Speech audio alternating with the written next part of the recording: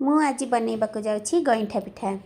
देखंतु मु गोटे गिना चाउल नहीं मु चाउल को पानी रे भिजे देछि। 2 घंटा मु भिजेबाकु छाड़ी देई मु ग्राइंडर को भल भाबरे छाणी नेछि। ग्राइंडर रे किछि पानी देई ताकु मु ग्राइंडिंग करि दउछि।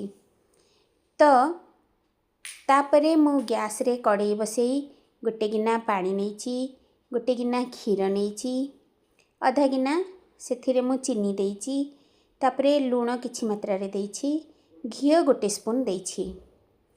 देई सरला परे मु ए जो ग्राइंडिंग करी रखिथिबा चाउल पेस्ट को मु सेथिरे जंता करिछि। तो मु एमिति घांटी घांटी घांटी घांटी मोर जंतुणी भल भाबरे प्रस्तुत हो जाइछि। तापरे मु गोटे थाली रे किछि घियो लगे देछि, काहेकि ना थाली रे जेमिति जंतुणी न लागे। तो घियो लगे दे से जंतुणी को मु गोल गोल पिठा बनै देछि।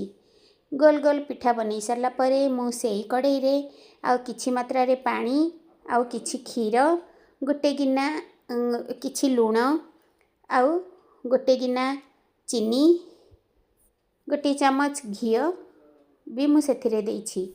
देकी मु ताको घांटीछि। आउ किछि मु आण रखिथिली मु से कड़ाई रे देछि एवं गोलमर्च अलैचर पाउडर देछि, नड़िया गोटे गिना देछि। दे सरला परे मु से आण को टिके पूरा घांटी घांटी टिके बहला हे आसला परे मु मोर पिठा को पकई देछि। देखंतु मोर केते सुंदर बनी जाइछि गईंठा पिठा। एबे मु खाइबा को देछि मोर पुओ को। केमिति हेछि? भलो हेछि ना? वाह।